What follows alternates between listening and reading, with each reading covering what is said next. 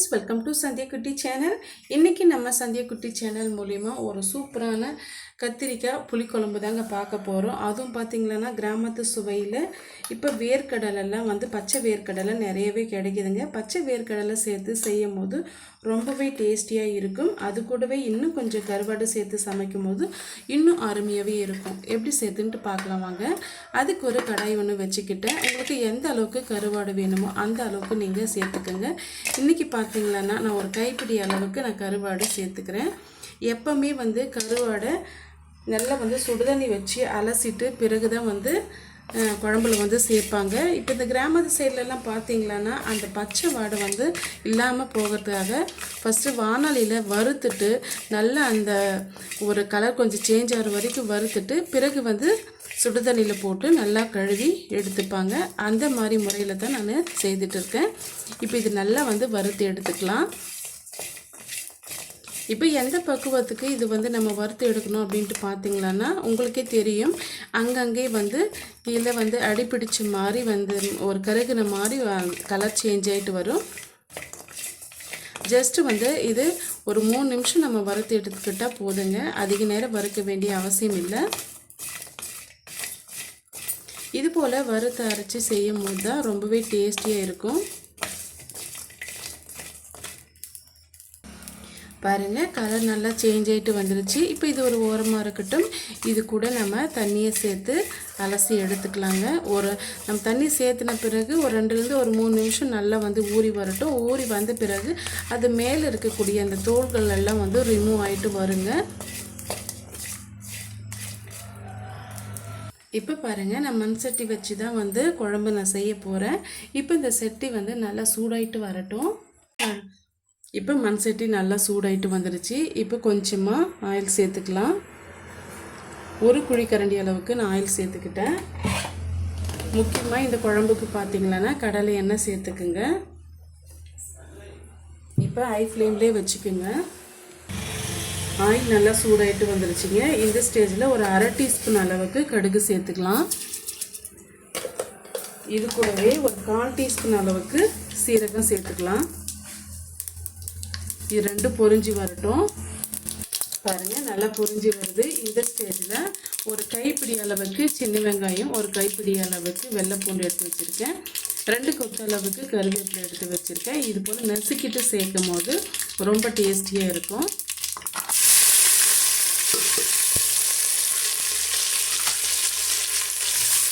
சேர்த்துட்டு நல்லா இந்த பச்சை வாடை போகிற வரைக்கும் நம்ம இதை வறுத்துக்கிட்டுக்கலாம்.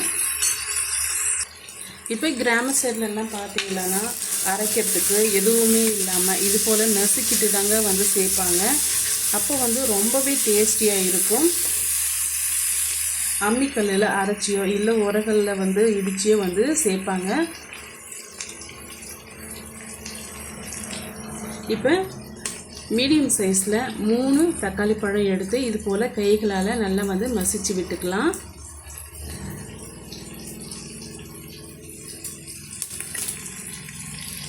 இன்றைக்கி நம்ம எதுவுமே மிக்சியை யூஸ் பண்ணாமல் வெறுமனாவே அப்படி நம்ம செய்ய போகிறோங்க. ரொம்ப ஈஸியாகவும் இருக்கும். இது போல் நீங்கள் மெத்தடில் செய்யும் போது இப்போ இது எல்லாம் சேர்த்து நல்லா ஒரு அளவுக்கு வதங்கி வரட்டும். இந்த பச்சை வாடெல்லாம் போயிட்டு நல்லா வதங்கி வரணும். இப்போ நம்ம சேர்த்துருக்க பொருட்கள் எல்லாமே நல்லா வதங்கி வந்துடுச்சு. இந்த ஸ்டேஜில் நம்ம கட் பண்ணி வச்சுருக்க கத்திரிக்காயை சேர்த்துக்கலாம். நீங்கள் பொடிசாவும் நறுக்கி போட்டுக்கலாம். கிராம சைட்லலாம் பார்த்திங்கன்னா கொஞ்சம் பெரிய சைஸாக தான் சேர்ப்பாங்க, அது எடுத்து சாப்பிட்ற மாதிரி. இப்போ கத்திரிக்காய் சேர்த்துட்டு ஓரளவுக்கு கத்திரிக்காய் மசிஞ்சு வர வரைக்கும் இதை நம்ம பெரட்டி விட்டு இதை வேக வச்சு எடுத்துக்கணும்.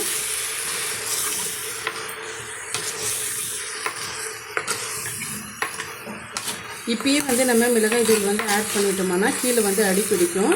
ஓரளவுக்கு கத்திரிக்காய் நல்லா வெந்து வரட்டும். வெந்து வந்த பிறகு நம்ம சேர்த்து விட்டுக்கலாம்.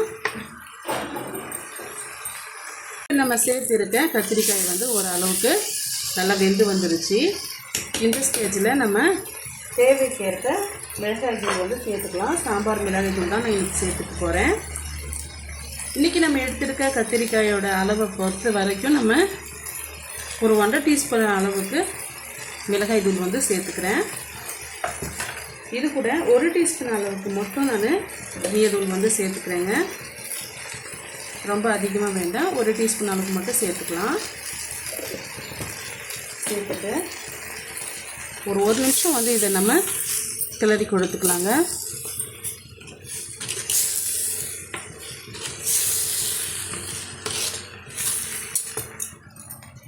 இப்போ இந்த அளவுக்கு கிளறி கொடுத்த பிறகு தண்ணியை ஆட் பண்ணிக்கலாம். இல்லை தண்ணியாக வேணுமா இல்லை வந்து கொஞ்சம் திக்காக வேணுமான்ட்டு பார்த்துட்டு பிறகு வந்து நீங்கள் எந்த அளவுக்கு தண்ணி வேணுமோ சேர்த்துக்குங்க. சேர்த்துட்டு ஒரு முறை நல்லா வந்து இது போல் கலந்து கொடுத்துக்குங்க.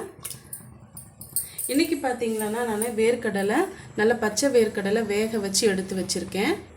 உங்கள்கிட்ட பச்சை வேர்க்கடலை இல்லைன்னா இப்போ காஞ்ச வேர்க்கடலையை வந்து ஒரு நைட் ஃபுல்லாக வந்து நீங்கள் ஊற விட்டுட்டு பிறகு வந்து மறுநாள் வந்து நீங்கள் வேக வச்சு எடுத்துக்கிட்டிங்களன்னா பச்சை வேர்க்கடலை மாதிரியே நல்லா வெந்து கிடைக்கும். பாருங்கள், இது போல் நல்லா மசிஞ்சு வரணும். அப்போ தான் நம்ம புளிக்குழம்புல சேர்க்கும் போது நல்லா வந்து சாஃப்டாக நமக்கு கிடைக்கும். இப்போ அதையுமே இதோட நம்ம சேர்த்து விட்டுடலாம். வேர்க்கடலை நீங்கள் சரியாக வேக வைக்காமல் இதோடு நீங்கள் சேர்த்திங்களன்னா கண்டிப்பாக வந்து சாப்பிட முடியாது. நல்லா வேக வச்சு நல்லா சாஃப்டான பிறகு தான் வந்து நீங்கள் இதோட ஆட் பண்ணணும். இப்போ இது ஓரளவுக்கு கொதித்து வரட்டும். அதுக்கு முன்னாடி நம்ம இந்த குழம்புக்கு தேவையான அளவுக்கு உப்பு சேர்த்துக்கலாம். நான் வந்து கல்லுப்பு தான் சேர்த்துக்க போகிறேன். 1 டீஸ்பூன் அளவுக்கு கல்லுப்பு சேர்த்துக்கிறேன். சேர்த்துட்டு இப்போ நம்ம வறுத்து வச்சோம் கருவாடு இருக்கு இல்லைங்களா, அதை வந்து நல்லா அலசிட்டு அப்படியே நம்ம சேர்த்து விட்டுக்கலாம். இந்த ஸ்டேஜில் சேர்க்கும் போது தான் அந்த கருவாட்டோட வாசனை வந்து நல்லா நமக்கு கிடைக்கும்.